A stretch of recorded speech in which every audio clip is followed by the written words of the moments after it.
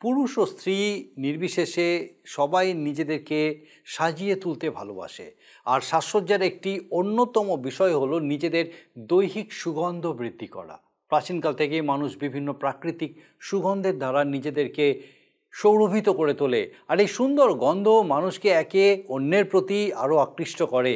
মানুষের দেহের সৌরভ একটি সম্পর্ককে আরও ঘনিষ্ঠ করে তোলে। আমরাও কি একে অন্যের এই সুগন্ধে আকৃষ্ট হই না?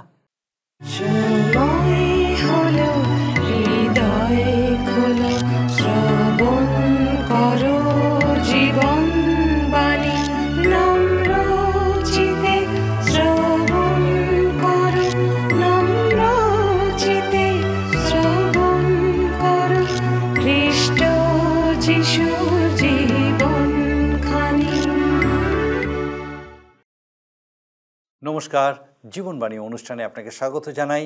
আমার বিশ্বাস মহান ঈশ্বর আপনাকে সম্পূর্ণ সুস্থ রেখেছেন, সুরক্ষিত রেখেছেন, আপনার সঙ্গে সঙ্গে আছেন। একই সঙ্গে আমার বিশ্বাস যে আপনি নিয়মিত আমাদের সঙ্গে আমাদের এই অনুষ্ঠানে উপস্থিত আছেন। ঈশ্বরের বাক্যের এই ধারাবাহিক আলোচনায় বিশেষভাবে অংশগ্রহণ করছেন। আর এই ধারাবাহিক আলোচনার মধ্যে দিয়ে যেভাবে ঈশ্বর আপনার সঙ্গে কথা বলছেন, আপনি তা উপলব্ধি করতে সমর্থ হয়েছেন। কারণ আপনাকে অনেক ধন্যবাদ যে কিভাবে আপনি ঈশ্বরের বাক্য আপনার জীবনে গ্রহণ করছেন, আমাদেরকে আপনি তা নিয়মিতভাবে জানাচ্ছেন। কিন্তু যদি আপনি আজকে প্রথমবার আমাদের সঙ্গে আছেন বা আমাদেরকে এখনও আপনার মতামত জানাননি, আপনার কাছে অনুরোধ, আজকের এই অনুষ্ঠান আপনার কীরকম লাগলো অবশ্যই আমাদেরকে জানান। বা আপনার যদি আরও কিছু জানার বিষয় থাকে, কোনো প্রশ্ন থাকে, অবশ্যই আমাদেরকে জানান। বিশেষ করে আপনার প্রার্থনার বিষয় আমাদেরকে জানাতে ভুলবেন না, আমরা আপনার জন্য প্রার্থনা করব। আসুন আজকে আমাদের অনুষ্ঠানের শুরুতেই একটা গানের মধ্যে দিয়ে আমরা ঈশ্বরে গৌরব করি।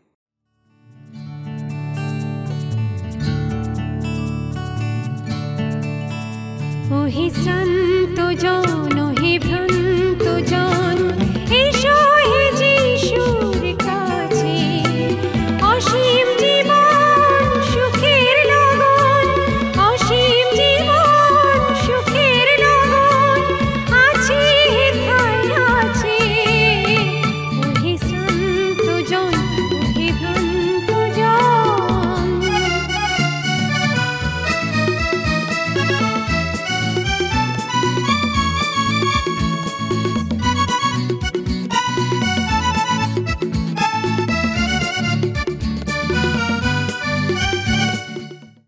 পবিত্র বাইবেলের পুরাতন নিয়মের অন্তর্গত রাজা সলোমন রচিত পরমগীত কাব্যগ্রন্থ নিয়ে আমরা ধারাবাহিকভাবে আলোচনা করছি।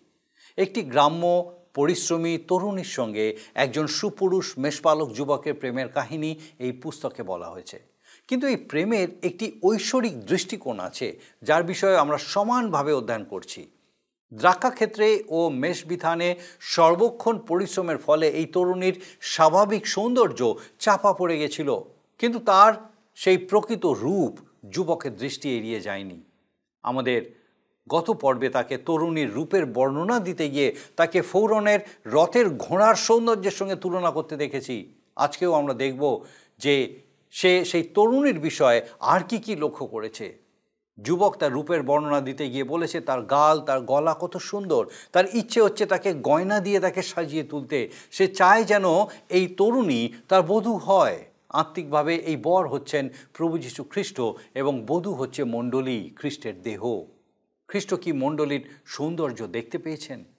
তিনি তো দেখছেন আমরা কত পাপী।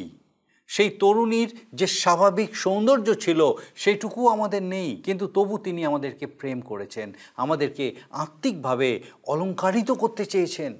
এরপর রাজার ভোজসভার কথা বলা হয়েছে।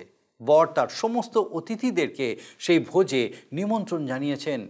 খ্রিস্টের জীবনের সৌরভ হচ্ছে জটামাংসীর সুবাস। আমরা যখন তার মেজের অংশীদার হব, তখন তিনি আমাদেরকে তার সুগন্ধে ভরিয়ে তুলবেন। খ্রিস্টের সুগন্ধকে আমাদের জীবনে গ্রহণ করতে হবে।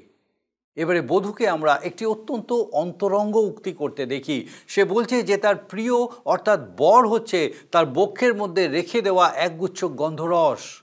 বিশ্বাসীদের কাছে খ্রিস্টের প্রতীক হচ্ছে গন্ধরস। তার জন্ম থেকে মৃত্যু পর্যন্ত গন্ধরস ছিল একটি অত্যন্ত গুরুত্বপূর্ণ বস্তু। আমাদের এই গন্ধরসকে আমাদের বক্ষস্থলে রাখতে হবে।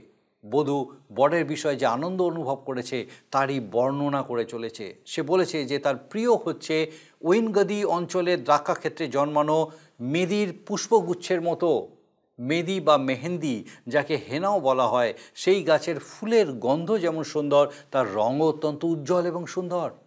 আমাদের কাহিনীর তরুণীর কাছে তার প্রিয় সেই ফুলের মতোই সুন্দর। মণ্ডলীর কাছে খ্রিস্ট এইরকমই একটি সুগন্ধি ও সুদর্শন পুষ্পের মতো, যা আমাদেরকে আকৃষ্ট করে। আমরা পরমগীত পুস্তকের ও ছোট অংশে যে উপমা সহকারে এই প্রেমিক প্রেমিকার সৌন্দর্যের বর্ণনা দেওয়া হয়েছে, সেটা আসুন আরও বিস্তারিতভাবে বিস্তারিত আলোচনার মধ্যে দিয়ে দেখি এবং দেখি ঈশ্বর বিশেষভাবে তার এই জীবন্ত বাক্যের মধ্যে দিয়ে আমাদের সঙ্গে কিভাবে কথা বলতে চলেছেন। প্রিয় বন্ধু, আজকের এই অনুষ্ঠানে আমরা সলোমনের পরম গীতের 1 অধ্যায় 11 পদ থেকে 14 পদ পর্যন্ত আলোচনা করব। আমরা দেখি 10 পদ থেকে পাঠ করি। লেখা আছে, বেনি দ্বারা তোমার কপল যুগল, হার দ্বারা তোমার কণ্ঠদেশ শোভাযুক্ত হইতেছে। আমরা তোমার জন্য সুবর্ণ বেনি প্রস্তুত করিব, তাহা রৌপ্যের গ্রন্থি বিশিষ্ট হইবে। আমি যে অংশটি একটু আগে পাঠ করেছি, এই অংশের আত্মিক অর্থ কি? কন্যা যিনি বধূ হতে চলেছেন তিনি মণ্ডলী এবং বর হলেন প্রভু যীশু খ্রিস্ট। তিনি কি মণ্ডলীতে সৌন্দর্য দেখতে পান? তিনি আমাদের প্রত্যেককেই তাঁর দৃষ্টিতে হারানো পাপী হিসাবে দেখেছেন। সুলেমিয়া তরুণীর রয়েছে এক স্বাভাবিক সৌন্দর্য, যদিও তিনি অবজ্ঞাতা, অবহেলিতা, উপেক্ষিতা, তথাপি আমরা কিন্তু এখন তার মধ্যে সেই অবস্থা পাই না। তিনি মেষপালক তথা রাজার দৃষ্টিতে বহুমূল্যবান।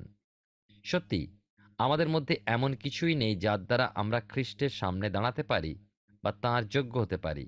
তাঁর কাছে উপস্থিত হতে আমরা কিছুই সঙ্গে নিতে পারি না, কারণ তিনিই যে আমাদেরকে সর্বস্ব যোগান।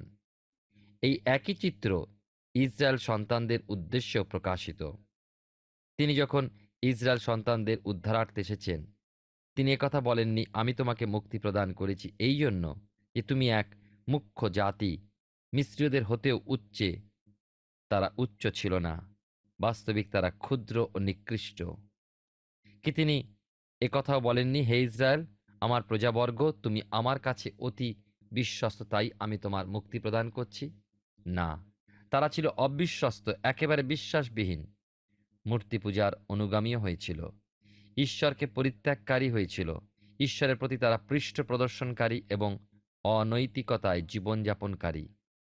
তাহলে আর কি এমন ছিল যা তাদেরকে ঈশ্বরের দৃষ্টিগোচর করেছিল? কেনই বা ঈশ্বর তাদের পশ্চাতে তাঁর সময় ব্যয় করেছিলেন? এর উত্তর মসির কাছে প্রদত্ত ঈশ্বরের বাক্যে। আর ঈশ্বর তাহাদের আর্তস্বর শুনিলেন। যাত্রা পুস্তক তার 2 অধ্যায় 24 পদে এবং 3 অধ্যায় 7 পদে লেখা আছে, সত্যি তাহাদের ক্রন্দন শুনিয়াছি, ঈশ্বর বলেছেন। ইসরায়েল জাতির আর্তস্বর তাদেরকে ঈশ্বরের কাছে উপস্থিত করেছিল। এই উত্তর দ্বারা ঈশ্বরের প্রেম অনুগ্রহ প্রকাশ পায়। এ ছিল এক হারিয়ে যাওয়ার অবস্থা, যার দরুন ইসরায়েলের পরিত্রাণ বা উদ্ধার ঈশ্বর সাধন করলেন। আর ঈশ্বর স্মরণ করলেন অব্রাহাম, ইসাহাক ও যাকবের কাছে কৃত তাঁর চুক্তি, তাঁর নিজ প্রতিশ্রুতি। ঈশ্বর তাঁর বাক্যে বিশ্বস্ত। তিনি যখন বলেন একটি কাজ তিনি করবেন, তিনি সেই মঙ্গল প্রতিজ্ঞা অবশ্যই রক্ষা করতে আগ্রহী থাকেন। আর এমন হারিয়ে যাওয়া কুৎসিত দিন ও জীর্ণ অবস্থা আমাদের তথা মণ্ডলীর পরিত্রাণ সাধনে ঈশ্বরকে ব্যাকুল ও আগ্রহী করে তুলেছিল। ঈশ্বর আমাদেরকে বলেছেন, শুধুমাত্র তাঁতে বিশ্বাস করলে এবং তার অধিক কিছুমাত্র না করলে তবেই পরিত্রাণ লাভ করব। লেখা আছে, আমরা তোমার জন্য সুবর্ণ বেনি প্রস্তুত করিব, তাহা রৌপ্যের গ্রন্থি বিশিষ্ট হইবে। এটি কিসের চিত্র?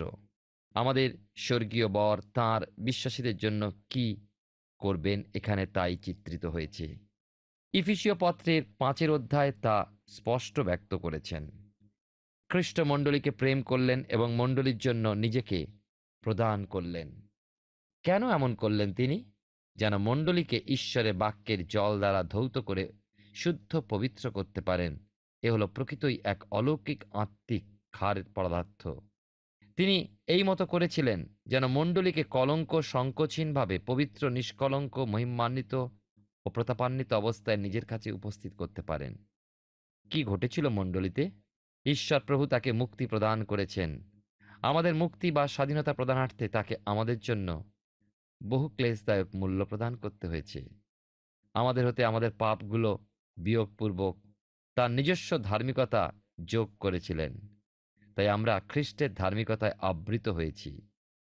খ্রিস্টেতে অর্থাৎ আমাদের প্রিয়েতে স্বীকৃত হলে ঈশ্বর কর্তৃক, তবেই আমরা পূর্ণভাবে তাঁর সম্পর্কে দাঁড়াতে সমর্থ হব। এবারে আমরা উপস্থিত হই, আসুন, সেই ভোজনের মেজেতে, ভোজের সভাতে 12 পদে। যখন রাজা সভায় বসিলেন, আমার জটামাংসির সৌরভ বিস্তারিত হইল। রাজা এখানে কখনো তাঁর ভোজসভায় অতিথিদের সঙ্গে বসেন বা এই স্থানে হেলান দিয়েও থাকেন, বিষয়টি বিশেষ গুরুত্বপূর্ণ। এক গভীর আত্মিক অর্থ এই বাক্যে আমরা পাই। বর এই সভাতে তাঁর সমস্ত অতিথিদের নিয়ে উপস্থিত থাকেন। খ্রিস্টের জন্মের সময় মেষপালকেরা এসেছিল সেই গোশালায়। এসেছিলেন পূর্বদেশ হতে পণ্ডিত জ্যোতিষীগণ, স্বর্ণ কুন্দুরু গন্ধরসের উপহারসহ।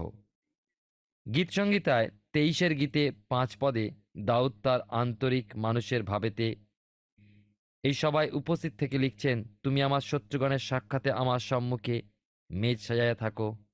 তুমি আমার মস্তক তৈলে সিক্ত করিয়াছ, আমার পানপাত্র উথলিয়া পড়িতেছে। আপনি কি এমন সভায় আমন্ত্রিত হয়েছেন? প্রভু যীশু খ্রিস্ট আপনার জন্য একটি ভোজ সভা রেখেছেন। প্রকাশিত বাক্যের 3 অধ্যায় 20 পদে প্রভু যীশু বলছেন, দেখো আমি দ্বারে দাঁড়াইয়া আছি ও আঘাত করিতেছি।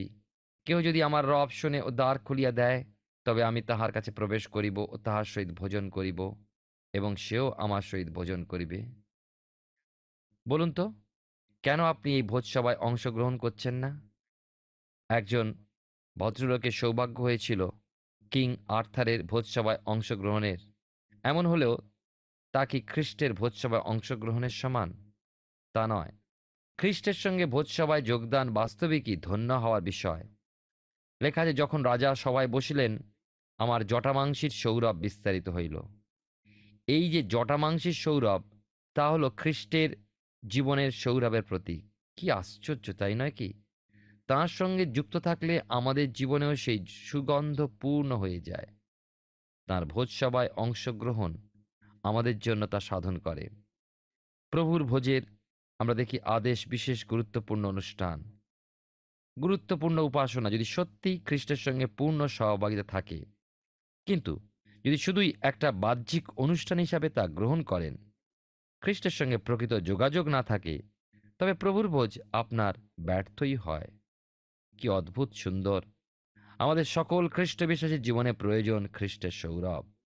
এবারে দেখুন, বধূ তার অন্তরঙ্গ বিষয়কে আন্তরিকতায় ভরে প্রকাশ করছেন, তা হলো গন্ধরস তরু গুচ্ছবৎ। কি সেই বিষয় যা গন্ধরস তরু গুচ্ছবৎ বধূর কুচযুগের মধ্যে থাকে? 13 পদে লেখা আছে, আমার প্রিয় আমার কাছে গন্ধরস তরু গুচ্ছবৎ, যা আমার কুচযুগের মধ্যে থাকে। দেখুন, আমার প্রিয়, আপনি নিশ্চয়ই জানেন যে জ্যোতির্বিদ পণ্ডিতগণ খ্রিস্টের জন্মের সময় উপহারস্বরূপ দিয়েছিলেন গন্ধরস। খ্রিস্টের মৃত্যুতে আরিমাথিয়ার যোসেফ ও নিকোদিম প্রভুর দেহে মাখাবার জন্য এনেছিলেন এই গন্ধরস। গন্ধরস প্রভুর সমগ্র জীবনকেই প্রকাশ করে। তার জন্ম হতে মৃত্যু পর্যন্ত সম্পূর্ণ জীবন এক সুগন্ধ স্বরূপ। খ্রিস্টকে তাই রাখবার উপযুক্ত স্থান বিশ্বাসীর বক্ষস্থল, বিশ্বাসীর অন্তরের অন্তরতম স্থান, আর যথোপযুক্ত সময় গভীর রাত্রিতে, আমাদের বিপদের অন্ধকারে, সমস্যার অন্ধকারে, অসুস্থতার ও চিন্তা ভাবনার অন্ধকারময় রাত্রি যাপনের কালে, যখনই জেগে উঠব, পরবর্তী দিনের জন্য কোনো দুশ্চিন্তা থাকবে, তখন আমরা সেই প্রভুকে আমাদের হৃদয়ের মাঝে রাখব। তখন কোনো দুশ্চিন্তা থাকবে না। কেন? কারণ আমার প্রিয় সুগন্ধ স্বরূপ রয়েছেন আমারই বক্ষে, আমারই অন্তরে। আমি স্বীকার করি যে কত সময় আমার জীবনে অতিবাহিত হয়ে গিয়েছে, যখন আমার জীবনে রাত্রিকালীন অবস্থায় এবং আক্ষরিক রাত্রিতেও শুধু প্রভু যীশু খ্রিস্টকে আশ্রয় করে পেয়েছি বল, শক্তি, সাহস ও বুদ্ধি। আমার পরামর্শ হলো, বাইবেলের নতুন নিয়মে ফিলিপিয় পত্রে সাধু পৌল 4 অধ্যায় 8 পদে যা লিখেছেন, সেই সতর্কীকরণকে মান্য করা মঙ্গল। অবশেষে হে ভাতৃগণ, যাহা যা সত্য, যাহা যা আদরণীয়, যাহা যা ন্যায্য, যাহা যা বিশুদ্ধ, যাহা যা প্রীতিজনক, যাহা যা সুখ্যাতিযুক্ত, যে কোনো সদ্গুণ ও যে কোনো কীর্তি হোক, সেই সকল আলোচনা করো। অবশেষে বলতে, আপনি যখন আপনার দড়িটির শেষ প্রান্তে পৌঁছান, সত্য বলতে খ্রিস্ট, আদরণীয় বলতে খ্রিস্ট ন্যায্য, আর বিশুদ্ধ বলতে প্রভু যীশু খ্রিস্ট পবিত্র, প্রীতিজনক বলতে ভালো বিবৃতি, তাও খ্রিস্টেতেই লক্ষিত। এ ব্যতিরেক সুখ্যাতিযুক্ত বলুন, সদ্গুণ বলুন, মহান কীর্তি সকলই খ্রিস্ট যীশুতেই পরিলক্ষিত হয়। অর্থাৎ সাধু পৌলের পরামর্শ হল সেই সমস্ত আলোচ্য হোক আমাদের জীবনে, অর্থাৎ একমাত্র খ্রিস্টকেই ধ্যান করা সঙ্গত। খ্রিস্টই হন আমাদের ধ্যান, আমাদের জ্ঞান। প্রিয় শ্রোতা বন্ধু, প্রিয় ভাই ও বোন, আপনি যখন খ্রিস্ট যীশু ব্যতি রেখে খ্রিস্টীয় জীবনযাপনের পদ্ধতির একটা পাঠক্রমই শুধু শেষ করেন, অথবা কিছু রীতিনীতি নিয়ম অনুষ্ঠানের মাধ্যমে খ্রিস্টীয় জীবন অতিবাহিত করাকে শিক্ষাপূর্বক পালনও করেন এবং এতেই সন্তুষ্ট থাকেন, তখন যে আপনি কি বিশাল পরিমাণ সম্পদ হারিয়ে ফেলেন তা বুঝেও দেখেন না।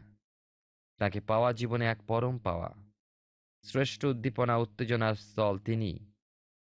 একমাত্র আনন্দ উত্তেজনা ও মগ্ন হওয়ার পরম স্থল হলেন তিনি। তার অনুগ্রহ, প্রেম ও দয়া সমস্তই রয়েছে আপনার জন্য। বন্ধু, শুধু খুলে দিন আপনার দুয়ার। প্রভু যীশু আপনার দুয়ারে দাঁড়িয়ে আঘাত করে চলেছেন। এখন এই মুহূর্তে বরেতে প্রভুর যে আনন্দ উল্লাস তা বধূ আরও বর্ণনা করে চলেছেন 14 পদে। দেখুন কি লেখা আছে এখানে: আমার প্রিয় আমার কাছে মেদির পুষ্প গুচ্ছবৎ, যাহা ঐনগদির দ্রাক্ষাক্ষেত্রে জন্মে। এখানে এক চির হরিত বৃক্ষ বিশেষের কথা বলা হয়েছে। কোন কোন অনুবাদে হেনা ফুল, আর এই বৃক্ষের ফুলগুলোর এই হেনা ফুলের রং বিশিষ্ট। এই পুস্তকে বর্ণিত গাছগুলো সম্পর্কে বিশেষভাবে ব্যাখ্যাকারগণ অধ্যয়ন ও ব্যাখ্যা করে থাকেন। এই মেদি পুষ্প বা হেনা ফুলগুলো প্যালেস্টাইনে এবং তুর্কি দেশে প্রচুর মেলে। সেখানে সমস্ত কিছুর মধ্যে এই হেনা ফুলের সারিগুলো বিশেষভাবে আমাদের দৃষ্টি আকর্ষণ করে, মন কাড়ে। একজন তার বিবৃতিতে বলেছেন যে এই হেনা ফুলের উল্লেখ সামান্যই আপনার সম্মুখে তুলে ধরেছি। মেদি পুষ্প সাধারণত আরবের হেনার সঙ্গে তুলনীয়। গাছের ছালের যে গাঢ় রং দেখি, যে পত্রগুচ্ছের হালকা সবুজ রং, ফুটন্ত ফুলের মাঝে সাদা হলুদ রঙের এক কোমল মিশ্রণ মানুষের চোখে প্রীতিকর এবং এক মিষ্টি সৌরভ বা সৌগন্ধ উপস্থিত করে। ঘন নিবিড় দলবদ্ধ বা গুচ্ছবদ্ধ অবস্থায় এ ধরনের ফুল বেড়ে ওঠে। সলোমনের দিনেও যেমন, ঠিক তেমনি আজকের দিনেও তার সুগন্ধ সৌরভ মানুষের সকলের মাঝে সমাদৃত। স্ত্রীলোকেরা এই ফুলের গুচ্ছ হাত বা হাতে ধরতে ভালোবাসে, পছন্দ করে। বক্ষে বা বুকে বয়ে বেড়াতো, এত মিষ্টি তার গন্ধ। আবার কখনো ঘরেই রেখে দেয়, বাতাসের সমস্ত ঘরটি যেন রমরম করে। এ হলো সেই মেদি পুষ্প। এবার বরের সঙ্গে এই ফুলের তুলনা দেখুন, কি সুন্দর এই কথা, এই অনুভব। আমার প্রিয় আমার কাছে মেদির পুষ্পগুচ্ছবৎ, যাহা ঐনগদির দ্রাক্ষাক্ষেত্রে জন্মে। ঐনগদি সুপসাগরের তীরে নিচের দিকে নেমে গিয়েছে, মরুভূমির মরুদ্যানগুলোর অন্যতম। সেখানে ঝর্ণাগুলো থাকাতে এমন সম্ভব হয়েছে। আপনার হয়তো স্মরণে আছে যে ঐনগদির চারিদিকে ঘিরে রয়েছে সেই মরুভূমি, যেখানে শৌলের কাছ থেকে দাউদ লুকিয়েছিলেন। লুকিয়ে থাকার জন্য এ এক উপযুক্ত স্থান। অনেক ধরনের সুন্দর সুন্দর গাছ এখানে বেড়ে ওঠে। জনহীন ওই মরুপ্রান্তরের মাঝে এ এক আকর্ষণীয় স্থান। প্রিয় বা বর হলেন এই ঐনগদির দ্রাক্ষাক্ষেত্রের এই মেদি পুষ্পের গুচ্ছবদ্ধ অবস্থার মতোই। তিনি হলেন আরও সুন্দর সারিবদ্ধ ওই গাছগুলোর সৌগন্ধের মতো, কবি যেমন বিবৃত করেছেন। প্রিয় বন্ধু, খ্রিস্ট যীশু আমাদের প্রিয় হিসাবে এই চিত্রটিতে এক আকর্ষণীয় সৌন্দর্য ও মিষ্টি সুগন্ধের প্রতীকরূপে প্রকাশিত হয়েছেন। খ্রিস্টের সেই ঐশী মহিমা আমরা কত স্থানেই না লক্ষ্য করেছি, কিন্তু তার মধ্যে রয়েছে মানবোচিত এক সৌন্দর্য, এক আকর্ষণীয় ভাব। তা কি লক্ষ্য করেছেন? তিনি এলেন এবং আমাদের মানবসুলভ সত্তাকে গ্রহণ করলেন, মানব দেহ ধারণ করলেন। পরীক্ষিত প্রলোভিত হওয়ার যাবতীয় পরিস্থিতির মধ্যে দিয়ে তাকে যেতে হয়েছিল, অথচ রইলেন পাপহীন রূপে। তার মধ্যে কোনো পাপ ছিল না। কি আশ্চর্য সেই সত্তা! তার ব্যক্তিত্বের মধ্যে অভাব কিছুই ছিল না। পুরাতন নিয়মে বর্ণিত ভোগ্য নৈবেদ্যতে খ্রিস্ট সত্তার প্রকার বা গুণমান প্রকাশিত হয়। তিনি ছিলেন উত্তম রূপে গমের সূক্ষ্ম চূর্ণ সমষ্টির তুল্য, যা তাল বেঁধে যায় না, পিণ্ডের আকারও ধারণ করে না। বাস্তবিকই আমরা অধিকাংশ সময় তাল বেঁধে যাই, পিণ্ডের আকার ধারণ করি, কারণ উত্তম রূপে চূর্ণ হই না, হতে চাই না। আমি শারীরিক বা আক্ষরিক কথা বলছি না, বলছি মানসিক ও আত্মিক ভাবের কথা। আমাদের প্রত্যেকেরই এক এক বিশেষত্ব রয়েছে, রয়েছে স্বাতন্ত্র্য।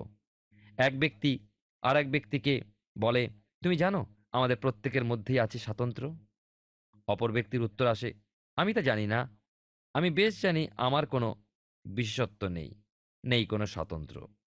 তখন প্রথম ব্যক্তি বলে, বেশ, একটা প্রশ্ন তোমাকে করি, তোমার কফি তুমি কি দিয়ে নেড়ে যাও? দ্বিতীয় ব্যক্তির উত্তর, আমি আমার ডান হাত দিয়েই আমার চা বা কফি নেড়ে থাকি।